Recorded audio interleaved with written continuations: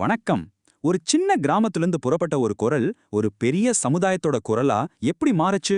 இன்னைக்கு நாம கவிஞர் காரை கிருஷ்ணாவோட இன்ஸ்பைரிங்கான பயணத்தை பத்தி தான் பார்க்க போறோம். வாங்க அவரோட கதைக்குள்ள போகலாம்.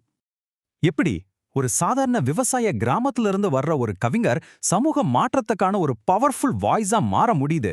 இந்த ஒரு கேள்விக்குள்ளதான் காரை கிருஷ்ணாவோட மொத்த வாழ்க்கையுமே அடங்கி இருக்கு. அவரோட வார்த்தைகள் எப்படி இவ்வளவு பெரிய தாக்கத்தை ஏற்படுத்துச்சுன்னு நாம கொஞ்சம் டீட்டெயிலா பார்க்கலாம். சரி, எந்த கதையா இருந்தாலும் நாம ஆரம்பத்துல இருந்து தானே தொடங்கணும். காரை கிருஷ்ணாங்கிற இந்த கவிஞர் எப்படி உருவானாங்க, அவங்களோட வேர்கள் எங்க இருக்கு, வாங்க பார்க்கலாம். அவங்களுக்கு 2 அடையாளம் இருக்கு. ஒன்னு அவங்க குடும்பம் வச்ச பெயர் கிருஷ்ணவேணி, இன்னொன்னு அவங்களே தேர்ந்தெடுத்துக்கிட்ட கவிதை உலகத்துக்கான பெயர் காரை கிருஷ்ணா. கிருஷ்ணவேணிங்கிறது அவங்களோட தனிப்பட்ட வாழ்க்கைன்னா, காரை கிருஷ்ணாங்கிறது இந்த ஒட்டுமொத்த சமுதாயத்துக்கான அவங்களோட புதுக்குரல். அவங்களோட ஆரம்பம் எவ்வளவு எளிமையானதுன்னு பாருங்க. இராமநாதபுரம் மாவட்டம் வளையன்வயல்னு ஒரு சின்ன கிராமம். அங்க ஒரு விவசாய குடும்பத்துல தான் பிறந்தாங்க. இந்த மண்ணு தான் அவங்களோட கவிதைகளுக்கு அந்த உத்வேகத்தையும் மக்களோட உண்மையான வலியையும் கொடுத்துச்சு. அவங்களுக்குள்ள இருந்த அந்த கவிதை திறமை வெளியே வர ஆரம்பிச்சது காலேஜ்ல தான். தேவர்கோட்டை ஸ்ரீ சேவுகன் அண்ணாமலை கல்லூரியில தமிழ் படிக்கும்போது எழுதுறதும் பேசுறதும் அவங்களுக்குள்ள இருந்த கலைஞரை வெளிக்கொண்டு வந்துச்சு. அன்னைக்கு ஆரம்பிச்ச அந்த பயணம் இன்னைக்கு வரைக்கும் நிக்காம தொடர்ந்துட்டே இருக்கு. இப்போ அவங்க வாழ்க்கையோட அடுத்த கட்டத்தை பார்க்கலாம். எழுத்தையும் மேடையையும் தன்னோட வாழ்க்கையாவே மாத்திக்கிட்டாங்க. அவங்க படைப்புகளோட எண்ணிக்கையும் அது பரவி இருக்கிற விதத்தையும் பார்த்தீங்கன்னா நிஜமாவே ஆச்சரியப்பட்டு போவீங்க. அவங்களோட குரல் 2 கவிதை தொகுப்புகளா புத்தகமா வந்திருக்கு. ஒன்னு ஒளிக்கட்டும் பறை, இன்னொன்னு இப்படிதான் விடியும். இந்த தலைப்புகளை கேட்டாலே நமக்கு புரியுது இல்லையா? இவங்களோட கவிதைகள் சமூக மாற்றத்துக்கான ஒரு அறைக்கூவல்னு. ஆனா அவங்களோட எழுத்து பயணம் இதோட முடியல. விருத்தப்பாக்கள், கவியரங்கு கவிதைகள், அப்புறம் ஹைக்கூன்னு பல வடிவங்கள்ல இன்னும் 3 புத்தகங்கள் ரிலீஸ்க்காக காத்துட்டு இருக்கு. அவங்களோட படைப்பாற்றல் ஒரு வற்றாத நதி மாதிரி போயிட்டே இருக்கு. எழுத்து ஒரு பக்கம்னா மேடை தான் அவங்களோட இன்னொரு உலகம். இங்க பாருங்க, 200க்கும் மேற்பட்ட கவியரங்கங்கள். தமிழ்நாட்டோட மூல முடுக்குல எல்லாம் அவங்களோட கவிதைகள் நேரடியா மக்களை போய் சேர்ந்திருக்கு. வெறும் கவிதை மட்டுமில்ல, சமூக பிரச்சனைகளை பத்தின ஆழமான விவாதங்கள்லையும் அவங்க ஒரு முக்கியமான குரல்.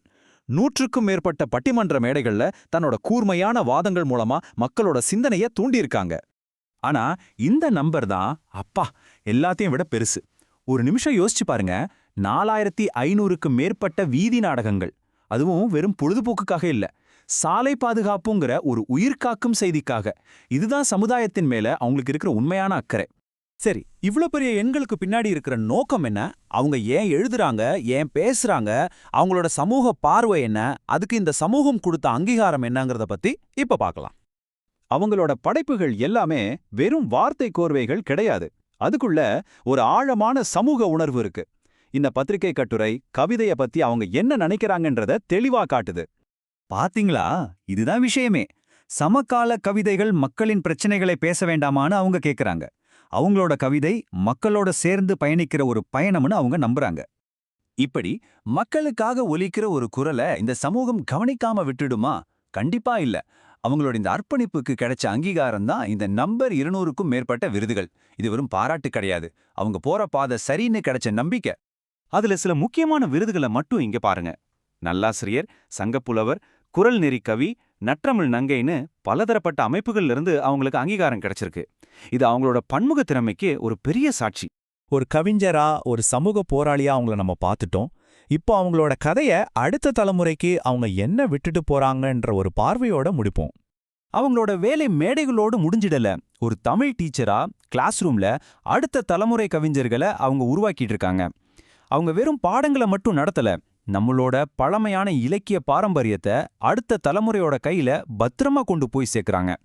கடைசியா உங்ககிட்ட ஒரு கேள்வியோட இந்த பதிவை முடிக்கிறோம். எல்லாம் வேகமா போயிட்டு இருக்கிற இந்த டிஜிட்டல் உலகத்துல காரை கிருஷ்ணா மாதிரி நம்மளோட இலக்கிய பாரம்பரியத்தை அடுத்த தலைமுறைக்கு கொண்டு போறதோட உண்மையான மதிப்பு என்னன்னு நினைக்கிறீங்க? கொஞ்சம் யோசிச்சு பாருங்க.